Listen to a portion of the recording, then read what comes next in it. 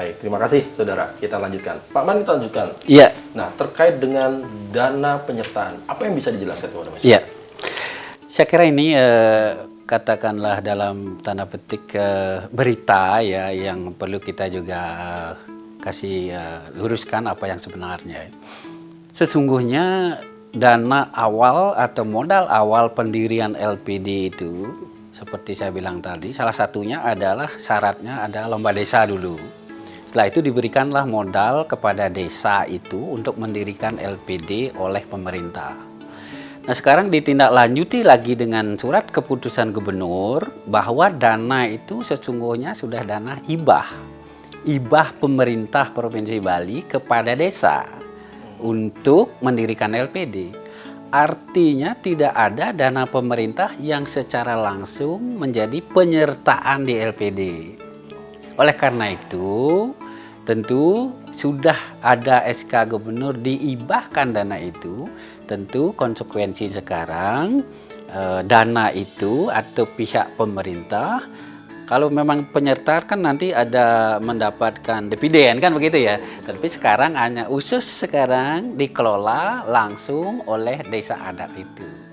Nah jadi apa yang Dik Bambang bilang tadi bahwa sekarang dana penyertaan yang dimaksud beberapa mungkin belum memahami itu sekarang dana itu adalah sudah murni hibah dari pemerintah Provinsi Bali kepada desa adat di masing-masing LPD. Oh, gitu. Termasuk kalau mau mendirikan ya? Pak? Ya. Kalau untuk mendirikan LPD yang baru sekarang, itu memang pemerintah Provinsi Bali dengan giat sekarang menginginkan semua desa adat, mungkin sekitar lagi 40-50 desa yang belum punya, itu akan diberikan juga dana hibah, mungkin jumlahnya hampir sekitar 20 juta untuk modal awalnya. Oh, itu. 25 juta. Ya. Oke. Dan itu penyertaan lagi. Pengertian dari hibah. Hibah lagi. Hibah tadi ya. Sudah tidak ada sangkut pautnya dengan apa? Betul. Dana pemerintah. Betul. Gitu ya, Pak. Betul. Nah, ini juga sedikit banyak menjawab pertanyaan. Nah, kemudian ini kan siapa yang mengawasi Pak Nyoman LPD ini?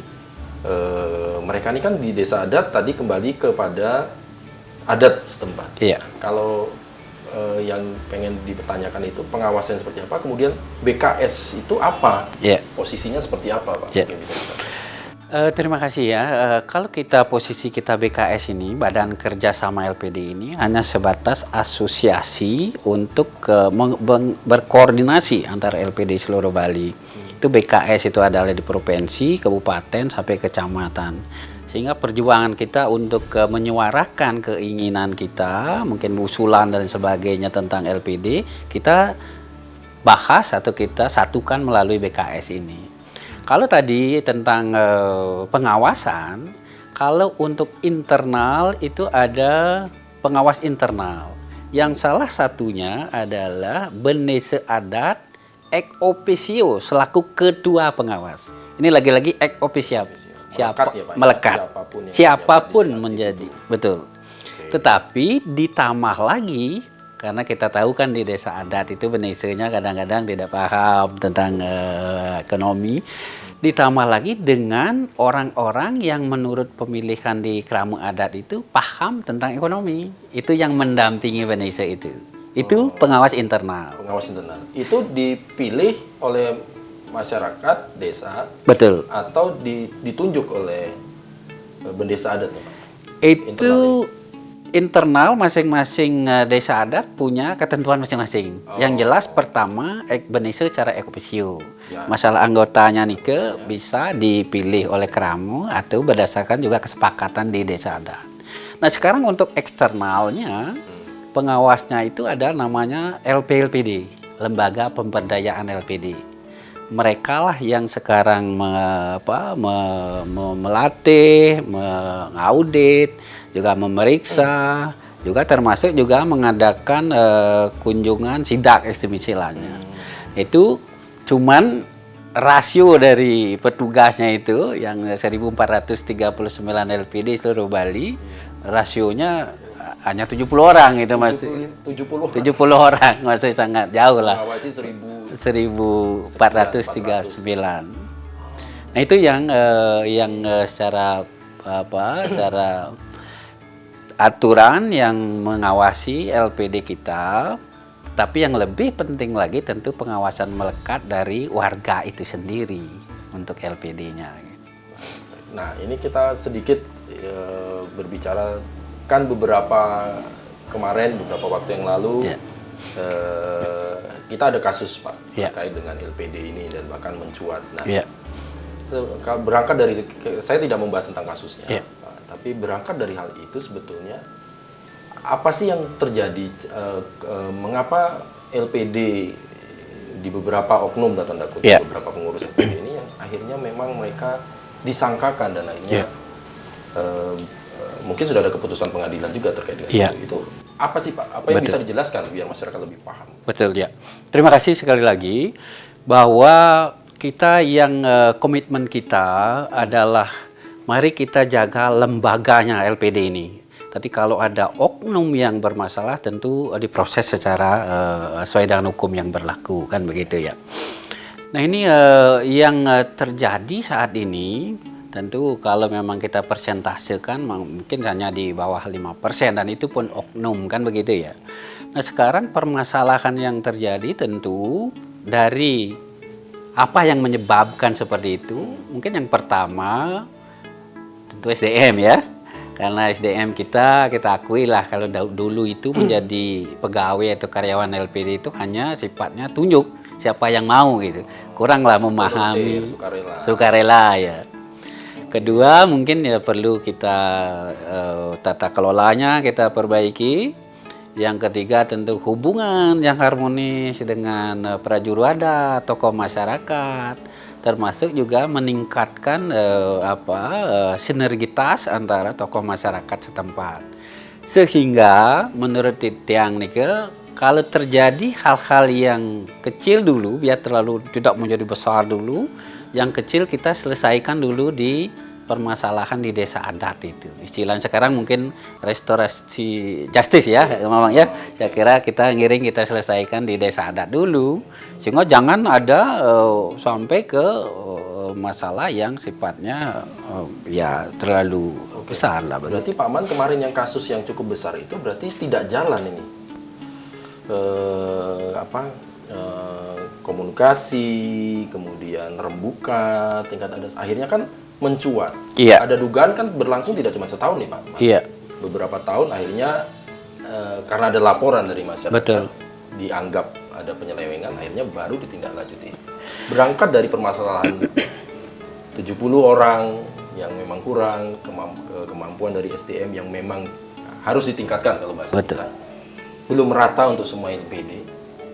Nah, kemudian bagaimana ini bisa titik kosongnya tuh di mana Pak? Penyalahgunaannya tuh di mananya, dan yang ini yang tentunya nanti akan menjadi perhatian bersama dari kerama adat supaya lebih kritis terkait dengan hal ini gitu. Gimana Pak? Ya, sekarang tentu ada kesempatan dan ada niat, kan begitu ya, itu kuncinya. Nah, oleh karena itu kita sekarang di BKS termasuk di beberapa teman LPD, mari kita sekarang menguatkan pengelolaan tata kelola LPD ini dengan melalui IT. Karena sifatnya dengan IT itu kita lebih transparan, lebih cepat. Selain memang ada pengawasan yang melekat dari kramo itu, dari nasabah itu sendiri. Ini sehingga penyimpangan-penyimpangan yang mungkin saja dilakukan itu akan seperti tadi ruangnya itu lebih sempit, lebih terdeteksi lebih awal.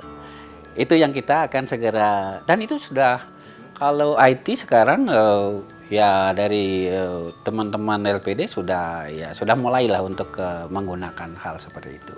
Jadi salah satu inovasi yang dilakukan untuk mengantisipasi, meminimalisir lah. Jadi kita menggunakan IT Pak ya. Kalau bahasa sekarang digital. Mungkin perkembangan ke depan digital. Tapi kita balik tadi kasus tadi pada prinsipnya memang LPD memang kalau kita kurang pengawasannya kurang, kemudian istilahnya kepedulian dari nasabah atau warga perkrama juga kurang, potensi-potensi itu selalu ada. Iya. Ya. Tapi paling tidak dari belajar dari kasus-kasus yang ada, saya yakin LPD melakukan pembenahan ya Pak ya? Betul, ya. Ada apa yang Dan salah satunya karena ini milik Desa Adat ya, beberapa sekarang kan penambahan karyawan LPD, mencari tenaga LPD, itu salah satunya sebelum dia bekerja di LPD, itu kalau di Desa Adat namanya ada upesaksine skala gitu ya.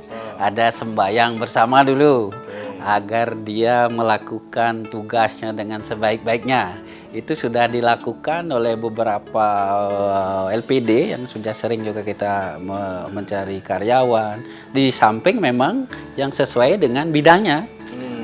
Ada yang bagian akuntansi sesuai ini dengan dilakukan pendampingan Pak? pendampingan. Training. Iya, Ada betul. pengetahuan dari awal. Betul, ya. Karyawan ini. Iya. Oh, baik. Nah ini menarik. Mungkin terakhir sebelum kita di segmen ini, Pak, mengapa mereka kasus lagi balik? Kenapa mereka masuknya ke tipikor ya? Dianggap, saya nggak tahu apakah korupsi atau kemarin hanya penyelewengan saja Pak. Kalau kasus kemarin ini gimana sih Pak penyelesaiannya? Nah ini kan kembali kalau kita dengar dari teman LPLPD selaku pembina lah, selaku audit eksternal, bahwa ini kan yang disangkakan seperti itu karena dianggap ada penyertaan, dana penyertaan. Artinya bisa merugikan keuangan negara. Tetapi sekarang kalau sudah ada SK gubernur bahwa itu hibah, tentu mungkin penyelesaiannya tidak ke sana lagi. Tentu ini adalah kalau memang merugikan ekonomi atau perekonomian, bukan uang negara, tapi kan sifatnya mungkin ke pidana umum. Pidana umum. Iya. Iya. Kalau memang melakukan hal-hal yang ada hubungannya dengan pidana, kan begitu. Baik, nah ini penjelasan juga. Jadi pada prinsipnya apabila terjadi penyelewengan bukan berarti tidak ada pidana. Iya. Tapi kalau yang bersangkutan memang dinyatakan bersalah secara undang-undang dan melanggar hukum, penyelesaiannya bukan ke tipikor atau tindak pidana korupsi karena bukan menyelewengkan dana atau uang negara ya Pak ya. Iya. Tapi kita masuknya ke ranah umum. Nah, baik. Nah, nanti kita lanjutkan lagi Pak. Ini kan menarik karena perkembangan LPD sudah semakin luar biasa. Omsetnya juga bahkan sampai ada yang 300 miliar. Lihat, iya. Ya, sampai ke sana. Dan ini ada upaya-upaya, tadi saya lihat ada IT dikembangkan, teknologi, kemudian digital juga mengarah. Nah, kita ingin tahu nanti mungkin 2 segmen nanti Pak Man, Iya. kita juga mau tahu bagaimana LPD kemudian ke depan mengikuti era digital ini, dan intinya adalah memberikan pelayanan optimal kepada kerama adat, Iya. nasabah dari LPD. Jangan kemana-mana saudara, nanti kita akan lanjutkan. Mungkin nanti kita ada tamu gitu Pak In, Iya. bergabung dengan kita ya. Iya. Siro Pak. Pak namanya dari konsultan atau penyedia IT BKS Bali, Kang Maman Tirta Rukmana. Oh, biar nanti kita ajak Iya. bareng Iya. ke depan. Baik. Iya. Baik saudara, jangan kemana-mana, kita lanjutkan Sapa Redaksi on Location setelah yang satu ini.